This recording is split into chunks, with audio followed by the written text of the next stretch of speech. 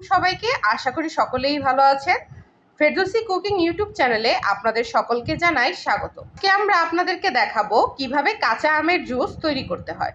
প্রথমে আমরা নিয়ে নিয়েছি 2টি কাঁচা আম, যা আমরা কেটে একটু পর জুস বানাবো। তো গাইস, আপনারা দেখতে পাচ্ছেন আমরা 2টো আম কুচি করে নিয়েছি। তৈরি করার জন্য প্রধান উপকরণ হিসেবে লাগছে চিনি, তারপর লাগছে হচ্ছে বিট লবণ, 2টো কাঁচামরিচ, সাধারণ লবণ এবং 1 পিস লেবু। এটা সুন্দর গ্রানের জন্য আমরা লেবুটা ইউজ করছি। আপনারা যদি এটি ইউজ করতে না চান তাহলে এটি স্কিপ করতে পারেন। ব্লেন্ডারে আম দিয়ে দিয়েছি, এখন দিয়ে দিচ্ছি কাঁচামরিচ, দিয়ে নিচ্ছি আধা চামচ বিট লবণ, দিয়ে নিচ্ছি আধা চামচ সাধারণ লবণ, দিয়ে নিচ্ছি অল্প লেবুর রস, দিয়ে নিচ্ছি স্বাদ মতো চিনি। আপনারা আপনাদের টেস্ট অনুযায়ী চিনি দিয়ে নেবেন। আমরা আমাদের টেস্ট অনুযায়ী চিনি দিয়ে নিচ্ছি। করার জন্য আমরা অল্প পরিমাণ পানি দিয়ে নেব, তারপর আবার পানি আমরা মেশাবো।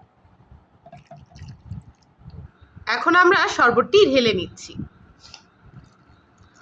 আমাদের আমটা একটু পাকা ছিল, যার ফলে সবুজ সবুজ হয়নি, হলুদ হয়ে গিয়েছে। ডেকোরেশনের জন্য দিয়ে দিচ্ছি বরফ। বরফ দিলে আরেকটু ঠান্ডা লাগবে, খেতেও ভালো লাগবে, আরাম পাবে।